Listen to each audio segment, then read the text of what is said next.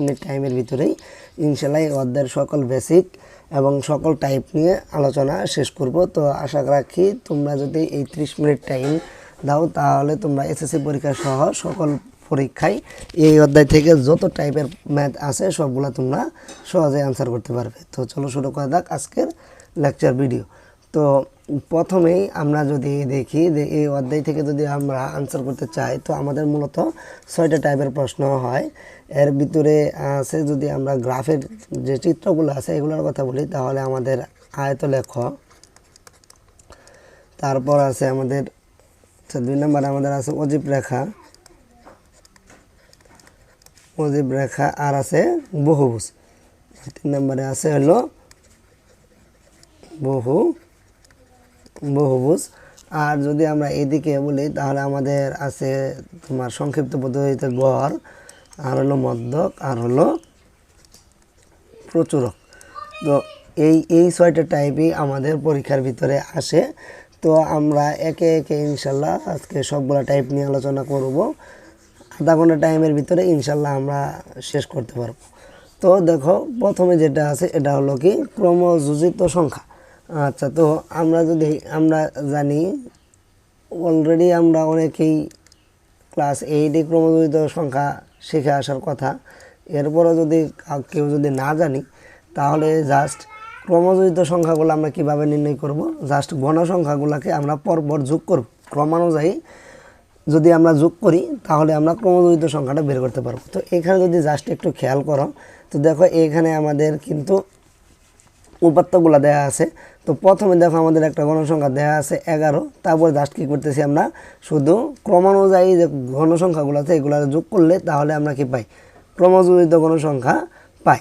তাহলে আশা করি তোমরা ক্রমযোজিত গণসংখ্যাটা বুঝতে পারছো। এই ক্রমযোজিত গণসংখ্যার মাধ্যমে কিন্তু আমাদের অজীব রেখাটা নির্ণয় করতে হয়। এই অজীব রেখা আঁকতে গেলে এই অজীব রেখার জন্য আমাদের ক্রমযোজিত গণসংখ্যাটা নির্ণয় করা খুবই দরকার। তো আশা করি তোমরা ক্রমযোজিত গণসংখ্যা নির্ণয় করা পারবে ইনশাল্লাহ। তো একদম সিম্পল কাজ। তো আমরা যদি এমনি একটা রাখি, ধরো এটা একটা সারণী নিলাম আমরা 50 এখান থেকে 60। তো এইটাতে ধরো আমরা গণসংখ্যা দিয়ে রাখলাম 10, এখানে ধরো 5, এখানে ধরো 7, এভাবে দিয়ে রাখলাম। তাহলে আমাদের যদি ক্রমযোজিত গণসংখ্যাটা নির্ণয় করতে বলে তাহলে আমরা কীভাবে নির্ণয় করব, প্রথম যে গণসংখ্যাটা আছে এটা যা আছে তাই, এরপরে জাস্ট খালি আমরা ক্রমানুযায়ী পরেরগুলা যোগ করে দেব। তাহলে 10 আর 5 যোগ করলে হইতেছে কত, 15 আর 7 যোগ করলে হইতেছে 22। এইভাবে আর কি আমরা ক্রমযোজিত গণসংখ্যাটা বের করব। তো আশা করি তুমি ক্রমযোজিত গণসংখ্যা কীভাবে নির্ণয় করতে হয় এটা নিয়ে আর তোমাদের কোনো সমস্যা নাই। আচ্ছা, এরপরে দেখো একটা দেওয়া আছে, যদি আমরা এই উদাহরণ 2টা যদি একটু সলভ করি, দেখো এখানে কি 40 জন শিক্ষার্থীর ইংরেজিতে প্রাপ্ত নাম্বার দেওয়া আছে, আমাদের ক্রমযোজিত গণসংখ্যা সারণীটা তৈরি করতে বলছে। যদিও এত সহজ প্রশ্ন আসলে পরীক্ষায় বা এসএসসিতে আসার মতো না। এরপর যদি আমরা একটু বেসিকটা ক্লিয়ার করার জন্য করি, তো দেখো নর্মালি এখানে কিন্তু আমাদের কোনো কি সারণী আকারে দেওয়া নাই। তার মানে কি আমাদের প্রথমে একটু সারণীটা তৈরি করে নিতে হবে। আচ্ছা, তাহলে যদি আমরা সারণীটা তৈরি করে নিতে চাই তাহলে ফার্স্টলি আমাদের কি করতে হবে, উপাত্তের পরিসর বের করতে হবে। তো উপাত্তের পরিসরের সূত্র কি জানি আমরা, সর্বোচ্চ মান বিয়োগ সর্বনিম্ন মান যোগ 1। তো এইভাবে আমরা পরিসরটা বের করে নিলাম। এরপরে কি আমাদের শ্রেণী সংখ্যা বের করতে হবে। তো আমরা সবাই জানি কি শ্রেণী সংখ্যা সমান কি পরিসর ভাগ হলো কি শ্রেণী ব্যাপ্তি। তো এটা হলো কি আমাদের শ্রেণী সংখ্যার সূত্র। তো এই শ্রেণী ব্যাপ্তিটা কি, এই শ্রেণী ব্যাপ্তিটা আমরা নর্মালি 5, 10, 12, 7 তোমার যা ইচ্ছা তাই ধরতে পারো। যদি পরীক্ষায় প্রশ্নে না বলে দেওয়া থাকে যে 5 কিংবা 10 ধরো, এছাড়া তুমি তোমার ইচ্ছা মতো ধরতে পারো। তো এইভাবে এইখানে দেখো এরা 5 ধরে সলভটা করছে। তো তোমরা তো নর্মালি এই ছকটা আগাইতে পারবা। এরপরে জাস্ট প্রত্যেকটা শ্রেণীতে কি পরিমাণ গণসংখ্যা আছে এগুলো লিখছে, কিন্তু আমাদের মেইন দরকার এটা। তো এখানে দেখো আমরা কি করছি, যে প্রথম যেই গণসংখ্যাটা আছে আমরা ওইটা রাখছি, তারপরে কি আমরা ক্রমানুযায়ী যোগ করে গেছি। এভাবে দেখো এক সময় দেখে আমাদের মোট যে গণসংখ্যা ছিল, মোট 40 ছিল গণসংখ্যা, আমাদের এই মোট গণসংখ্যার সমান হয়ে গেছে। তো এইভাবে ইনশাল্লাহ আমরা তাহলে ক্রমবিত গণসংখ্যাটা নির্ণয় করতে পার। আচ্ছা, এরপরে দেখো যেটা আছে এটা হলো কি চলক। চলকের ভিতরে আছে কি দুইটা বিচ্ছিন্ন চলক আর অবিচ্ছিন্ন চলক। তাহলে দেখো নামের ভিতরে কিন্তু আমরা বুঝতে পারছি যে কোনটা বিচ্ছিন্ন আর কোনটা অবিচ্ছিন্ন। বিচ্ছিন্ন বলতে কি বোঝায়, দুইটা আলাদা আলাদা। আর অবিচ্ছিন্ন বলতে কি বোঝায়, দুইটা একই যদি হয় তাহলে। আচ্ছা দেখো আমরা এইখানে একটা ছক আঁকছিলাম কিছুক্ষণ আগে, তো এটাকে আমরা কিন্তু একটা বিচ্ছিন্ন চলকের রাশি বলতে পারি। কেননা দেখো এখানে আমার 31 থেকে শুরু হয়ে 40 পর্যন্ত গেছে। এরপরে কিন্তু আবার আমাদের আবার আমরা কত পর্যন্ত গেছে, এরপরে দেখো আবার আমরা কিন্তু 41 থেকে শুরু করছি। তো 41 থেকে আবার কত 50 পর্যন্ত গেছে, আবার কি 51 থেকে 60 পর্যন্ত গেছে। তাহলে দেখো এখানে শুরু হইতেছে শেষ হইতেছে 40, কিন্তু আবার শুরু হইতেছে কি 41 থেকে। তাহলে এখানে এটা কি, এটা হলো বিচ্ছিন্ন চলক। তো এটাকে যদি আমাদের অবিচ্ছিন্ন নির্ণয় করতে বলে তাহলে আমরা কিভাবে নির্ণয় করব? আচ্ছা তাহলে দেখো আমরা অবিচ্ছিন্ন কিভাবে নির্ণয় করি। আচ্ছা আমরা আবার যদি বিচ্ছিন্ন চলকটা লিখি,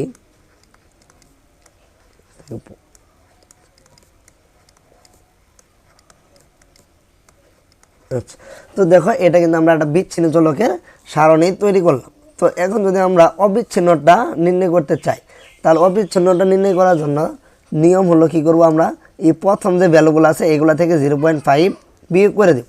আর এই যে দ্বিতীয় যে ভ্যালুটা আছে বা সর্বোচ্চ যে ভ্যালুটা আছে এটার সাথে আমরা 0.5 যোগ করে দেব।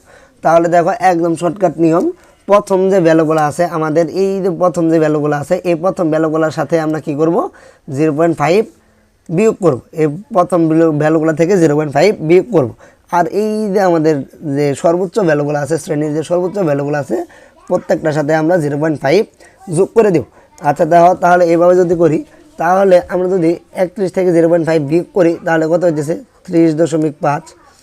সেমভাবে 40-এর সাথে যদি আমরা 0.5 যোগ করি তাহলে কত হইতেছে 40.5। আচ্ছা সেমভাবে আমরা যদি 41 থেকে যদি বিয়োগ করি 0.5 তাহলে কত হইতেছে 40.5। আর এখানে পাইতেছি আমরা 50.5। এখানে আমরা পাইতেছি আমরা 50.5 থেকে 60.5। আর এখানে পাইতেছি 60.5 থেকে 70.5। আচ্ছা তাহলে দেখো তো এইখানে যদি একটু খেয়াল করো তোমরা দেখতে পারতেছো যে এই যে এইখানে যে আমাদের শেষ আর এইখানের শুরু দুইটা কিন্তু সেম। আচ্ছা তারপরে তুমি যদি এটা দেখো এইখানের শেষ এইখানের শুরু কিন্তু সেম, এইখানে শেষ এইখানে শুরু কিন্তু সেম।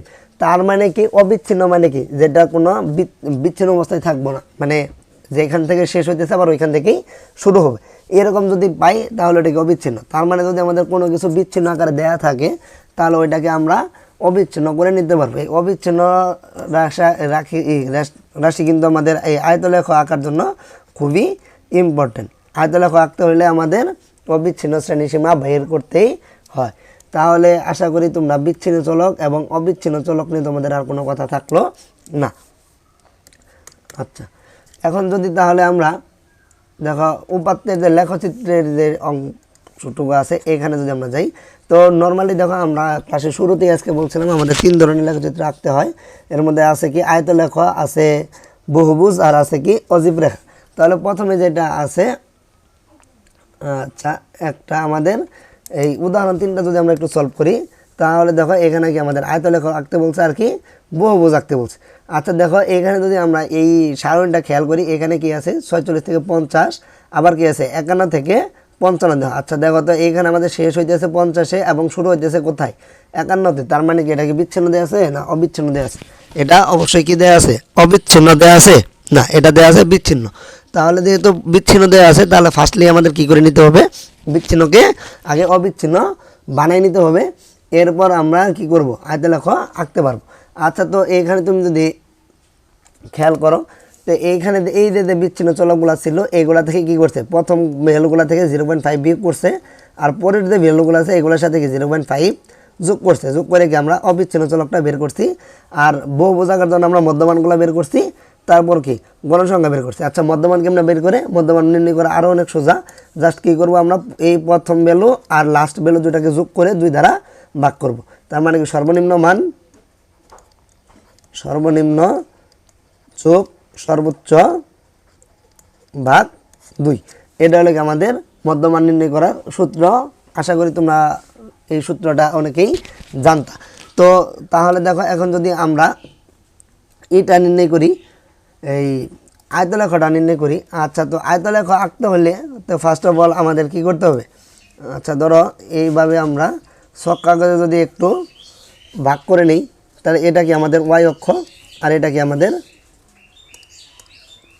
এটা হলো আমাদের ওয়াই অক্ষ, আর এটা হলো কি আমাদের এক্স অক্ষ, আর এটাকে হলো কি মূলবিন্দু 0। তাহলে আমরা সব সময় চেষ্টা করব যে এই যে এক্স অক্ষ বরাবর বা আনুভূমিক যে অক্ষটা, এখানে আমরা রাখবো অবিচ্ছিন্ন শ্রেণীসীমা।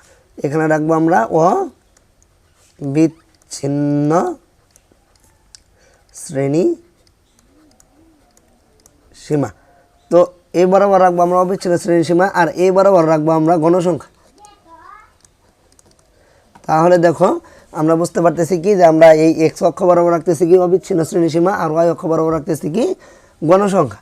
আচ্ছা, এরপর আমরা কি করব? আচ্ছা, ছক কাগজে কি আমাদের, ছক কাগজে তো আমাদের এইভাবে ঘর করা থাকবে, তাই তো? আচ্ছা, প্রত্যেকটা বর্গাকারের ছোট ছোট ঘর থাকে।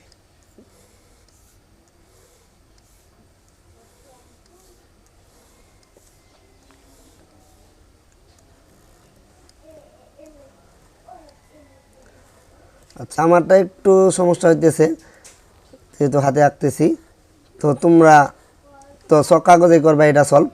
আমি জাস্ট একটু তোমাদের বোঝানোর জন্য এইভাবে করতেছি। আচ্ছা দেখো, তো আমাদের ছক কাগজে কিন্তু এইভাবে ঘরগুলো থাকবে। তো তখন আমরা কি করব? আচ্ছা, তো তখন আমরা এইটা তো আমাদের ছক কাগজ থাকবে। তো ফার্স্টলি আমরা কিছু ঘর ভাঙা চিহ্ন দিয়ে দেব। এইভাবে 2টা বা 3টা ঘর বা 5টা ঘর আমরা কি করব? এইভাবে ভাঙা চিহ্ন দিয়ে দেব। এই যে কালো কালি দিয়ে আমরা যেটা দিলাম, এটাকে বলা হয় কি ভাঙা চিহ্ন। আচ্ছা, এই ভাঙা চিহ্ন দেওয়ার পর তারপরে আমরা অবিচ্ছিন্ন শ্রেণীর যে, আচ্ছা দেখো আমরা এই প্রিভিয়াসে যদি যাই, এই যে দেখো আমাদের এই অবিচ্ছিন্ন শ্রেণী সীমা যেটা আছে, তো আমরা এটা ছক কাগজে স্থাপন করব। আচ্ছা, এখন ছক কাগজ আমরা কিভাবে স্থাপন করব? এটা নির্ভর করে টোটালি তোমার উপর। কারণ দেখো তুমি এইখানে তুমি কত ঘরকে কত একক ধরবা, এটা সম্পূর্ণ নির্ভর করে তোমার উপর। তুমি 2 ঘরকেও 1 একক ধরতে পারো, আবার কি 1 ঘরকেও 2 একক ধরতে পারো, বা তোমার ইচ্ছা। তো প্রত্যেক ঘরকে তুমি কত একক করে ধরবা? তুমি প্রত্যেক ঘরকে 5 একক ধরতে পারো, 2 ঘরকে 5 একক ধরতে পারো। এভাবে ধরে তোমার ইচ্ছা মতো তুমি এক্স অক্ষ বরাবর শ্রেণী সীমা করি অবিচ্ছিন্ন শ্রেণী সীমাগুলা এবং ওয়াই অক্ষ বরাবর গণসংখ্যাগুলো স্থাপন করো। তাহলে দেখো আমাদের শুরু হয়েছিল কি 45.5 থেকে 50। আচ্ছা, তার মানে আমাদের প্রত্যেকটা শ্রেণীর ব্যবধান হলো 5 করে। তো আমরা কি করব? প্রত্যেক ঘরকে যদি 5 একক ধরি আমাদের এইখানে সলভ করার সুবিধার জন্য, বা 2 ঘরকে 5 একক ধরতে পারো তোমার ইচ্ছা, তাহলে আমাদের এখানে হবে কত? 45.5। আচ্ছা, এখানে 2 ঘরকে যদি আমরা 5 একক ধরি, এখানে হয়ে যাচ্ছে কি 50.5, এখানে হবে 55.5, এখানে হবে 60.5, আচ্ছা এখানে 65.5। আচ্ছা, আর 2টা ঘর যদি আমরা দিয়ে নিই, এখানে হচ্ছে 70.5। আচ্ছা, তাহলে দেখো এই বরাবর বসাইলাম কি আমরা অবিচ্ছিন্ন শ্রেণী সীমা। আর এইখানে দেখো আমরা যদি প্রত্যেক ঘরকে যদি 2 একক করে ধরি, তাহলে কি 2, 4, 6, 8, 17, 16। তাহলে এক্স অক্ষ বরাবর আমরা কি অবিচ্ছিন্ন শ্রেণী সীমা বসাইলাম প্রত্যেক 2 ঘরকে 5 একক ধরে, এবং ওয়াই অক্ষ বরাবর আমরা কি বসাইলাম? গণসংখ্যা। আচ্ছা, এখন আমাদের কাজ কি? জাস্ট ভ্যালুগুলা ইনসার্ট করা। আচ্ছা, তাহলে দেখো এই 45.5 থেকে 50.5-এর ভিতরে আমাদের গণসংখ্যা কত? 5। তাহলে এখন যদি আমরা আমাদের পেজে যাই, তাহলে দেখো এই যে 45.5 থেকে 50.5, এখানে এটা 4, এই যে তাহলে কি এই বরাবর হবে কি 5। তাহলে আমাদের ভ্যালুটা কি হইতেছে? এই এইখান থেকে জাস্ট আমরা এই বরাবর যাব, গিয়ে তারপরে এইখানে আমরা একটা এই আয়তের মতো করে এঁকে দেব। আচ্ছা, এইরকম আমরা একটা আয়তের মতো করে আঁকব। আচ্ছা, তারপরে আছে কি আমাদের ভ্যালু আছে 10। আচ্ছা, তাহলে যদি আমরা এই 10-এর ভ্যালুতে যাই, তাহলে এই যে এখানে আছে আমাদের 10, তাহলে আবার এই যে এইখান থেকে শুরু 10 পর্যন্ত গিয়ে আবার একটা আয়তের মতো করে এঁকে দেব। আচ্ছা, এরপরে আমাদের কি ভ্যালু আছে? এরপরে আছে 20।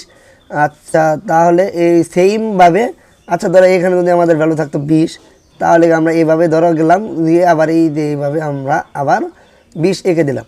এরপরে যা আছে তাই এইভাবে যদি আমরা রাখি 15 10, আচ্ছা তাহলে এইভাবে যদি আমরা যাই তাহলে দেখো প্রথমটা আছে 14, এই যে এখানে তাহলে আমাদের হবে 15, এই 15 তারপরে আছে কত 10, এই যে 10। তাহলে এই যে এইভাবে কিন্তু আমরা সহজেই আয়তলেখটা আঁকতে পারতেছি। আচ্ছা তাহলে আশা করি তোমরা আয়তলেখটা সহজেই বুঝতে পারছো। এরপরে যেটা আছে কি বহুভুজ। আচ্ছা আয়তলেখ থেকে যদি আমাদের বহুভুজ আঁকতে বলে তাহলে আমরা কি করব, জাস্ট এইগুলার যে মধ্যবিন্দুগুলো আছে এই মধ্যবিন্দুগুলো নির্ণয় করব। তাহলে নর্মালি বুঝতেছি এই দুইটার মধ্যবিন্দু হবে কোনটা, এটা, এই দুইটা মধ্যবিন্দু হবে এটা, এই দুইটা মধ্যবিন্দু হবে এটা, এখানে এটা আর এখানে এটা। তারপরে জাস্ট খালি আমরা মধ্যবিন্দুগুলো যোগ করে দিই। এই যেভাবে আছে, যেটা যেভাবে আছে আমরা জাস্ট খালি এইভাবে যদি মধ্যবিন্দুগুলো যোগ করে দিই তাহলে আমরা যেটা পাবো এটাই হলো কি আমাদের বহুভুজ। তাহলে আমরা আশা রাখি যে তোমরা আয়তলেখ এবং বহুভুজ দুইটাই বুঝতে পারছো। তো এরপরেও তোমরা যদি এইখানে যদি একটু খেয়াল করো, এই যে দেখো তো এরা কি করছে, জাস্ট এইখানে এই যে, আচ্ছা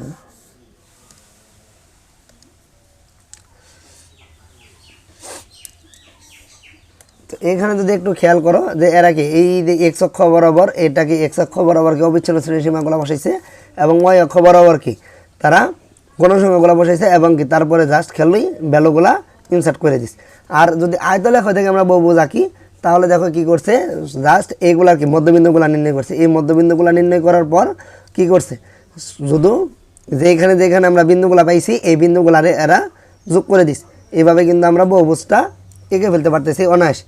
আচ্ছা এরপরে দেখো যেটা আছে কি উদাহরণ 4 যদি আমরা খেয়াল করি, এখানে কি কইছে, শুধু আমাদের বহুভুজ অঙ্কন করতে বলছে। আচ্ছা তো বহুভুজটা যদি আমরা অঙ্কন করি তাহলে দেখো এই যে এখানে যে চিত্রটা আছে এটা যদি আমরা খেয়াল করি তাহলে দেখো এরা এই এই এক্স অক্ষ বরাবর কি বসাইতেছে, এই এক্স অক্ষ বরাবর আমরা বসাবো কি শ্রেণীসীমা আর ওয়াই অক্ষ বরাবর বসাবো কি গণসংখ্যা। আচ্ছা তোমরা যদি এখানে একটু খেয়াল করো দেখো এই যে আমাদের শ্রেণীসীমাটা আছে এখানে আর এইখানে কি আছে গণসংখ্যাটা আছে। তাহলে আমরা অনায়াসে কিন্তু বসাইতে পারতেছি এই শ্রেণীসীমাগুলা এবং কি এই যে গণসংখ্যাগুলা। তো এটা এরা কিসের সাহায্য করছে, এরাও এটাও কিন্তু আয়তলেখর সাহায্য করছে। দেখো প্রথমে কিন্তু তারা আয়তলেখর মতো করে আঁকছে, এরপরে জাস্ট আয়তলেখর মধ্যবিন্দুগুলা যোগ করে কিন্তু এটা করছে। তো আমরা যদি এটা আঁকি আমাদের পরীক্ষায় যদি আয়তলেখ আসে তাহলে আয়তলেখ আসবে শুধু, আর যদি বহুভুজ আসে তাহলে শুধু বহুভুজ আসবে, তখন আর আমরা আয়তলেখ ব্যবহার করব না। আচ্ছা দেখো এখানে যেটা বলছে যে আয়তলেখ ব্যবহার না করে বহুভুজ আঁকতে বলছে, তাহলে আয়তলেখ ব্যবহার না করে যদি আমরা বহুভুজগুলো আঁকি তাহলে আমাদের মনে রাখতে হবে আমাদের নির্ণয় করতে হবে মধ্যমানগুলা। তাহলে আয়তলেখ ব্যবহার না করে যদি আমরা বহুভুজ আঁকতে চাই তাহলে আমাদের নির্ণয় করতে হবে কি শ্রেণী মধ্যমান। তাহলে আমরা মনে রাখবো প্রথমত শ্রেণীর মধ্যমানগুলো নির্ণয় করব। আর শ্রেণীর মধ্যমান কীভাবে নির্ণয় করে এটা আমরা বলে দিছি যে কি নিম্নমান যোগ উচ্চমান ভাগ 2। তাহলে শ্রেণীর যে নিম্নমান আছে এবং যে শ্রেণীর উচ্চমান আছে এই দুটাকে যোগ করে আমরা 2 দ্বারা ভাগ করলেই তাহলে কি আমরা শ্রেণীর মধ্যমানটা নির্ণয় করতে পারবো। আচ্ছা তো দেখো শ্রেণীর মধ্যমানগুলো নির্ণয় করছি, এখন জাস্ট আমরা কি করব, এই যে আমাদের অক্ষটা আমরা এইটাকে আমাদের এক্স অক্ষ আর এটাকে আমাদের ওয়াই অক্ষ। তো আমরা এক্স অক্ষ বরাবর মধ্যমান আর ওয়াই অক্ষ বরাবর এই গণসংখ্যা এইগুলো স্থাপন করে আমরা অনায়াসে এটা নির্ণয় করতে পারব। তো দেখো আমরা যদি একটু চিত্রটা দেখি,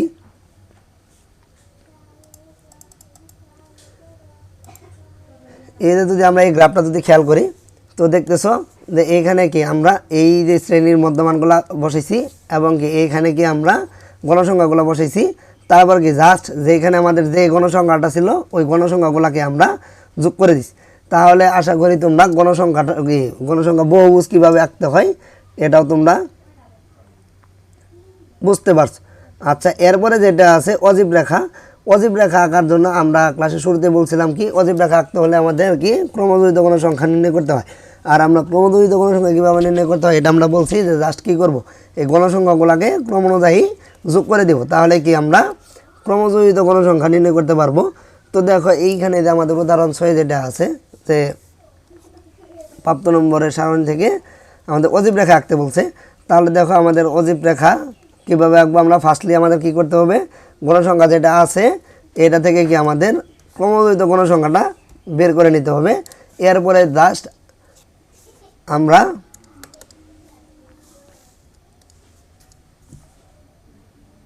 এই গ্রাফটা যদি খেয়াল করি, দেখো এখানে কিন্তু আমরা এই এক্স অক্ষ বরাবর কি শ্রেণীর যে মানগুলো আছে এইগুলা বসাইছি, এবং এই বরাবর কি বসাইছি, এই বরাবর বসাইছি ক্রমযোজিত গণসংখ্যা, নট শুধু গণসংখ্যা। এখানে কিন্তু আমরা ক্রমযোজিত গণসংখ্যা বসাবো, এটা একটু খেয়াল রাখতে হবে। দেখো এইখানে আমরা যে ক্রমযোজিত গণসংখ্যাগুলো বের করছিলাম এটা, আর এইখানে আমরা কি বসাইছি, জাস্ট যে আমাদের এইগুলা ছিল, এই যে শ্রেণীর যে উচ্চ মানগুলো ছিল এইগুলা।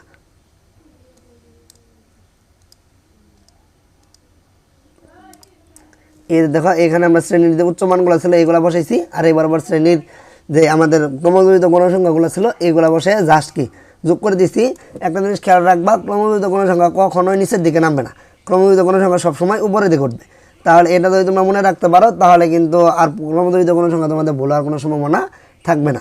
তো আশা করি এর মাধ্যমেই আমরা আয়তলেখ, বহুভুজ এবং ক্রমযোজিত গণসংখ্যা নির্ণয় করা শিখে গেলাম, একদম সিম্পল জিনিস। আচ্ছা, এরপর যেটা আছে গড় নির্ণয়। তো আমাদের গাণিতিক গড়টা পরীক্ষায় খুব বেশি একটা আসে না, আমাদের সংক্ষিপ্ত পদ্ধতিতে গড়টা আসে। তো আচ্ছা, আমরা যদি সংক্ষিপ্ত পদ্ধতিতে গড়টা একটু খেয়াল করি, এদের দেখো এটা হলো আমাদের সংক্ষিপ্ত পদ্ধতিতে গড় নির্ণয়ের সূত্র। আচ্ছা, এই সূত্রটা আমাদের একদম সিরিয়াসলি মনে রাখতে হবে, কারণ সূত্র না পারলে আমরা কোনো সংখ্যা সারণী থেকে কিছু নির্ণয় করতে পারবো না।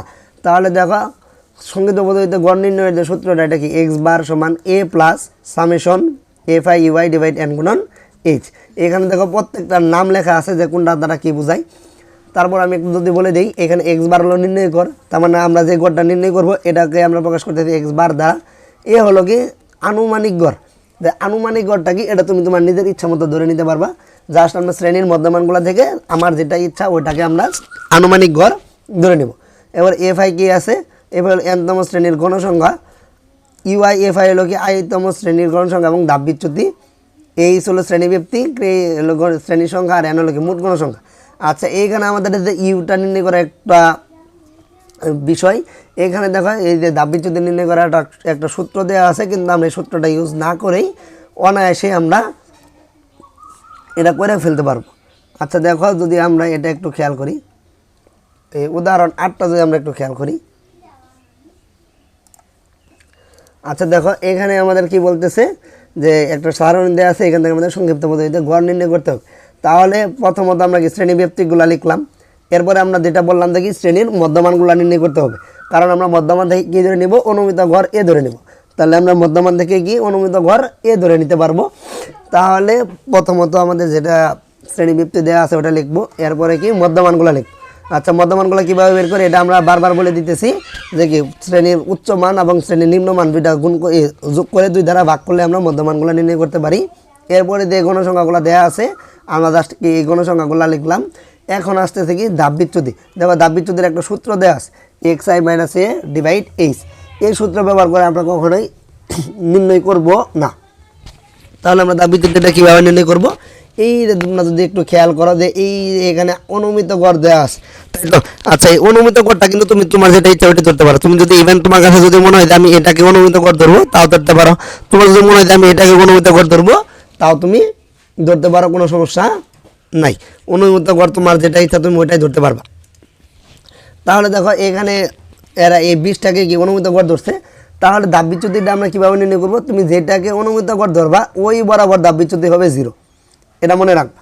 তাহলে কি ধাপ বিচ্যুতি কী হবে, যেটাকে আমরা অনুমিত গড় ধরবো, আমরা যে মধ্যমানটাকে অনুমিত গড় ধরে নিব, এই বরাবর যে গণসংখ্যা আছে তার ধাপ বিচ্যুতিটা হবে কত 0। আর এর উপরের দিকে আমরা যত যাব তত হবে কি মাইনাস আকারে বাড়বে, আর নিচে যত যাব তত কি প্লাস আকারে বাড়বে। তার মানে কি -1 -2 -3 -4 এইভাবে যাবে, আর কি 1 2 3 এইভাবে যাবে। তো আশা করি তোমরা এটা বুঝতে পারছো যে ধাপ বিচ্যুতিটা তাহলে কীভাবে নির্ণয় করতে হবে। আমরা এখানে ধরো এটাকে যদি আমরা এ ধরতাম, সাপোজ এটাকে আমরা এ ধরছি, 12কে যদি আমরা এ ধরতাম, তাহলে এই বরাবর এখানে হয়তো কি আমাদের ধাপ বিচ্যুতি 0, এটা হয়তো কি -1, এটা হয়তো কি -2, এখানে হয়তো কি 1 2 3 4 5। এভাবে করে আলটিমেট ক্যালকুলেশনে দেয় আমরা ঘর কিন্তু আমরা সেমই পাইতাম। সেমভাবে এইখানে যদি আমরা এ ধরতাম, এখানে এ ধরলে কী হইতো,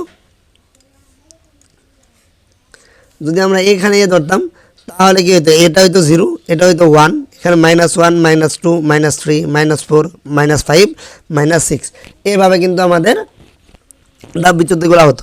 তো আশা করি ধাপ বিচ্যুতি কীভাবে নির্ণয় করতে হয় এটা তোমরা সকলেই বুঝতে পারছো যে কীভাবে আমরা ধাপ বিচ্যুতি নির্ণয় করতে পারি। আচ্ছা, তারপরে কি জাস্ট আছে কি এফআই ইউআই, এটা তো আমাদের সূত্রের জিনিস। তাহলে এফআই ইউআই মানে কি, এই যে আমাদের গণসংখ্যাটাকে আমরা প্রকাশ করতেছি এফআই দ্বারা, আর ইউআই হলো কি ধাপ বিচ্যুতি। জাস্ট তাহলে এফআই ইউআই বলতে কি বুঝতেছি, এই দুটাকে আমরা কী করব, গুণ। তাহলে কি এই দুটাকে যদি আমরা জাস্ট গুণ করি তাহলে কিন্তু আমরা কি এফআই ইউআইটা নির্ণয় করতে পারবো। তো এটা একদম সিম্পল ক্যালকুলেশন।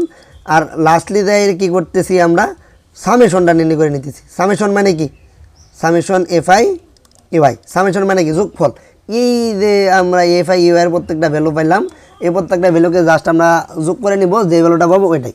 এরপরে দেখো জাস্ট কি সূত্রটা আমরা প্রয়োগ করতেছি, এক্স বার সমান A plus summation F I U I divide N গুণন এইচ। তো এইখানে এ বলতে কি আছে, এই যে আমরা এ ধরে নিচ্ছিলাম 20, এখানে 20 বসাইছে। এই সামেশন এফআই ইউআইয়ের ভ্যালু পাইছিলাম আমরা -37 বসাইছে। এন হইল কি আমাদের মোট গণসংখ্যা, এই যে আমাদের এনের মান, মোট গণসংখ্যা পাইছিলাম 128, আর শ্রেণী ব্যক্তি ধরছিলাম আমরা কত 4। তো এইভাবে একদম ইজিলি কিন্তু আমরা আনুমানিক গড়টা নির্ণয় করতে পারতেছি। তো আশা করি সংক্ষিপ্ত পদ্ধতিতে গড় নির্ণয় এটা তোমাদের আর কোনো সমস্যা হওয়ার কথা না। আচ্ছা, এরপরে যেটা আছে এটা হলো কি মদ্যক।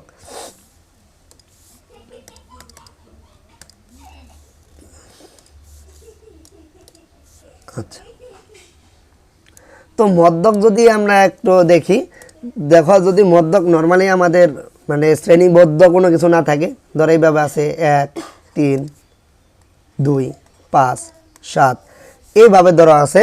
যদি এইভাবে থাকে তাহলে মদ্যক নির্ণয় করতে হলে ফার্স্টলি আমাদের আগে কি করতে হবে, আগে ক্রম অনুযায়ী সাজাই নিতে হবে। হয় আমরা কি মানে ঊর্ধ্বক্রম অনুসারে সাজাই নিব, অথবা আমরা অধক্রম অনুযায়ী সাজাই নিব। তাহলে যদি আমরা ঊর্ধ্বক্রম অনুযায়ী সাজাই নিই এটাকে, তাহলে কি হবে 1 2 3, তারপর হচ্ছে কি 5, তারপর হচ্ছে 7। আচ্ছা দেখো এইখানে তারপর আমরা দেখব উপাত্তের সংখ্যাটা কি জোড় নাকি বিজোড়, জোড় নাকি বিজোড়। তাহলে দেখো এখানে আমাদের উপাত্ত আছে 5টা, তার মানে কি এটা কি বিজোড়। তাহলে উপাত্তের সংখ্যা জোড়ের জন্য একটা সূত্র আছে, আর উপাত্তের সংখ্যা বিজোড়ের জন্য আরেকটা সূত্র আছে। তাহলে আমরা যদি সূত্রগুলো খেয়াল করি, উপাত্তের সংখ্যা যদি বিজোড় হয় তাহলে আমাদের এই মধ্যক হবে n/2 + 1 তম পদ। আচ্ছা, এইখানে এই এনটা হচ্ছে কি আমাদের মোট উপাত্তের সংখ্যা, এন হচ্ছে কি মোট উপাত্ত সংখ্যা, এই এন হচ্ছে কি আমাদের মোট উপাত্ত সংখ্যা। তাহলে আমরা এইটা কিভাবে নির্ণয় করব, যদি বিজোড় হয় তাহলে বিজোড়ের সময় আমরা কি করব, সূত্র হলো কি n/2 + 1 তম পদ। তাহলে দেখো এই যেটা আমরা লিখলাম এটার জন্য আমরা নির্ণয় করি, এখানে আমাদের n কত আছে 5, তাহলে কত হবে 5 + 1/2 তম পদ, তাই তো। তাহলে কত হচ্ছে 6/2 তম পদ, তার মানে কি 3তম পদ। আচ্ছা, এখানে আমাদের 3তম পদের ভ্যালু আছে 3, যে কারণে আমাদের মধ্যকটাও কত হবে 3। আচ্ছা, তো আশা করি তোমরা এটা বুঝতে পারছো। আচ্ছা, এটাকে যদি এখন আমরা জোড় সংখ্যা থাকতো তাহলে আমরা কীভাবে নির্ণয় করতাম, এটাই যদি আমাদের এখন উপাত্তের সংখ্যাটা জোড় আকারে থাকতো, যেমন ধরো 2, আচ্ছা আমরা সাদাই লিখলাম 5 7 8 11 14, ধরো এইভাবে আছে। তাহলে এখানে কিন্তু এখন আমাদের জোড় সংখ্যক আছে, যেহেতু 6টা আছে, কি জোড় সংখ্যা। তাহলে আমরা কীভাবে নির্ণয় করব, এখানে সূত্র কি n/2 ও n/2 + 1 তম পদের মানের গড়, এটা হলো আমাদের মধ্যক নির্ণয়ের সূত্র। তাহলে দেখো এখানে কি আমাদের মোট পদ সংখ্যা কত আছে 6, তাহলে এটা আমরা কীভাবে নির্ণয় করব, তার মানে কি 6/2 ও 6/2 + 1 তম পদের মানের গড়, তার মানে কি 3 ও 4 তম পদের মানের গড়। তাহলে দেখো আমাদের 3তম পদ কত আছে 7, তাহলে দিলাম 7 যোগ 4তম পদ কত আছে 8, দিলাম 8। এটা গড় নির্ণয় করতে গেলে কি করা লাগে, 2 দ্বারা ভাগ, তার মানে কি 15/2, তার মানে কি 7.5। তাহলে এটার আমাদের গড় হচ্ছে মধ্যক হইতেছে কত 7.5। তো আশা করি তোমরা এই মধ্যক নির্ণয়টা সহজেই বুঝতে পারছো। তো এই যে এখানে যদি আমরা এখন তাহলে সূত্রগুলো খেয়াল করি, এই যে n যদি বিজোড় সংখ্যক হয় তাহলে আমাদের মধ্যক হবে কি n+1/2 তম পদের মান, আর যদি n জোড় সংখ্যক হয় তাহলে মধ্যক হবে n/2 ও n/2+1 তম পদের মানের সাংখ্যিক মানের গড়। তো আশা করি মধ্যকটা তোমরা সহজে বুঝতে পারছো।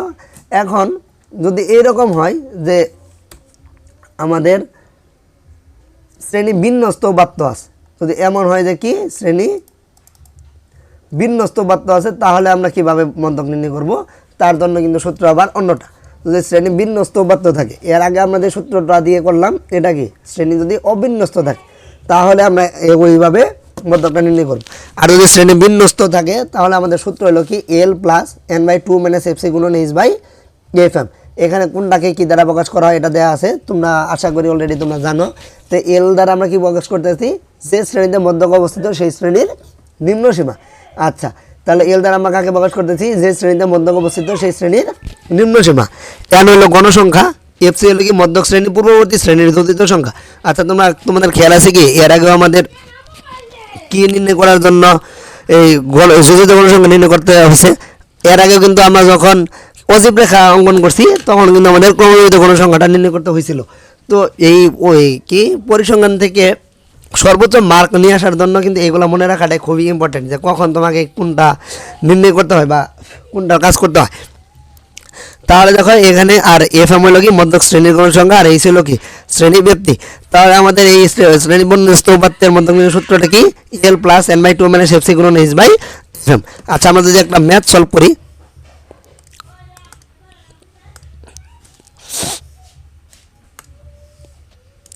আচ্ছা দেখো এই 12 নম্বর ম্যাথটা যদি আমরা একটু সলভ করি, এখানে বলা হইতেছে কি, আচ্ছা আমরা যদি মধ্যকটা নির্ণয় করি তাহলে দেখো এখানে আমাদের কিন্তু শ্রেণী বিন্যস্ত একটা উপাত্ত দেওয়া আছে। আচ্ছা, তাহলে ফার্স্ট কাম কি আমাদের এই এল এর ভ্যালুটা বের করে নেওয়া।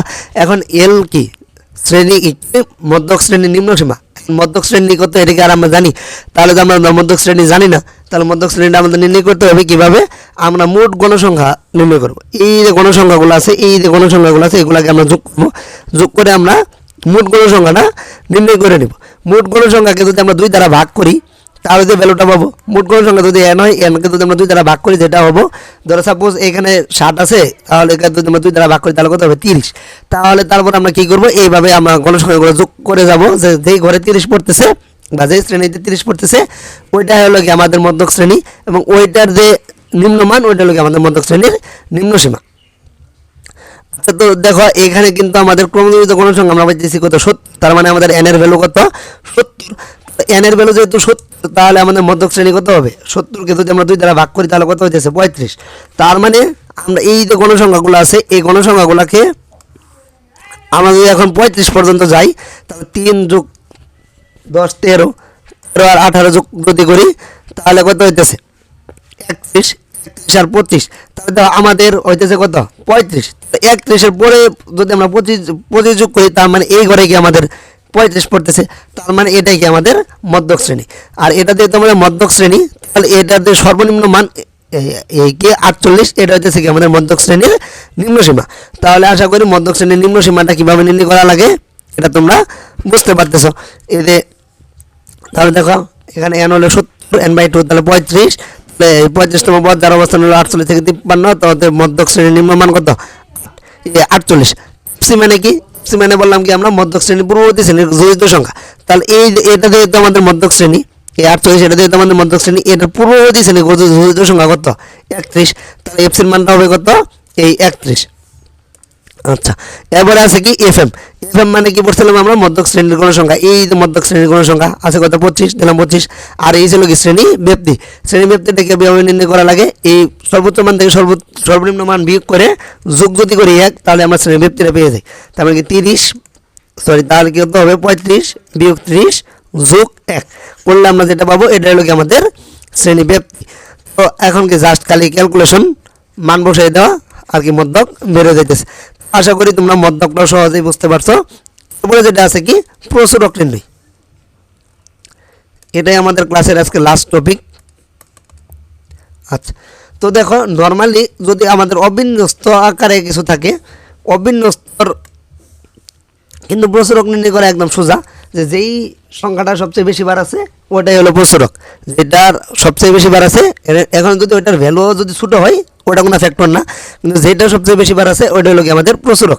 তো ভিন্ন স্তর প্রচুরক যদি আমরা নির্ণয় করতে চাই তাহলে দেখো কী পাইতেছি আমরা, প্রচুরক সমান সূত্র কি এল plus F1 divide F1 plus F2 গুণন এইচ। আচ্ছা এখানে এল হলো কি, আর আগে যখন আমরা মধ্যক পড়লাম তখন আমাদের এল ছিল কি মধ্যক শ্রেণীর নিম্নমান, আর এখানে এল হলো কি প্রচুরক শ্রেণীর নিম্নমান। তাহলে আমরা মধ্যক শ্রেণীটা নির্ণয় করছিলাম কীভাবে, মোট গণসংখ্যাকে দুই দ্বারা ভাগ করে যে ভ্যালুটা ছিল ওইটা। কিন্তু এখন তাহলে আমরা প্রচুরক শ্রেণী কীভাবে নির্ণয় করবো, প্রচুরক শ্রেণী নির্ণয় করা একদম সোজা। তোমরা যাবা দেখবা যে যেইটাতে গণসংখ্যা সবচেয়ে বেশি ওইটাই হলো প্রচুরক শ্রেণী।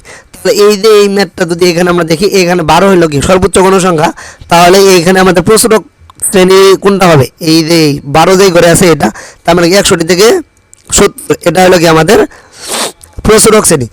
F1টা কি বলছে, প্রচুরক শ্রেণীর গণসংখ্যা বিয়োগ পূর্ববর্তী শ্রেণীর গণসংখ্যা। তার মানে এখানে আমাদের প্রচুরক শ্রেণীর গণসংখ্যা আছে কত 12, এটা থেকে যদি পূর্ববর্তী গণসংখ্যা 8 বিয়োগ করি তাহলে কত পাবো আমরা 4। এরপরে কি করেছে F2 কি প্রচুরক শ্রেণীর গণসংখ্যা বিয়োগ পরবর্তী শ্রেণীর গণসংখ্যা, তাই 12 থেকে যদি 9 বিয়োগ করি তাহলে পাবো কি 3। আর এই হলো কি আমাদের শ্রেণী ব্যাপ্তি 31 থেকে 40, তার মানে শ্রেণী ব্যাপ্তি কত 10। দেখো এটা যদি আমরা নির্ণয় করি, এই যে আমরা তাহলে দেখতে পারতেছি কি, দেখো এই যে আমাদের সূত্রটা, তাহলে এই যে 12 যে এখানে আছে এখানে, তাহলে আমাদের এল হইতেছে কি মধ্যক শ্রেণীর নিম্নমান, এই যে F1 এর ভ্যালু হইতেছে 4, F2 এর ভ্যালু হইতেছে 3, আর 10 পরে জাস্ট কি ক্যালকুলেশন। তো আশা করি তোমরা মধ্যক প্রচুরক A to Z যা আছে সব বুঝতে পারছো। আমরা আজকের এই ভিডিওটিতে আমরা আমাদের যতগুলা টাইপ আছে সবগুলা শেষ করলাম। ইনশাল্লাহ পরের ভিডিওতে আমরা অনুশীলনী যে ম্যাথগুলো আছে এবং সৃজনশীলগুলো আছে এগুলো সলভ করব। তো বেসিকটা আশা করি তোমাদের সকলের ক্লিয়ার হয়েছে। পরবর্তী ভিডিওতে আমাদের সাথে থাকার অনুরোধ জানিয়ে আজকের ভিডিওটি এখানে শেষ করছি। ধন্যবাদ সবাইকে।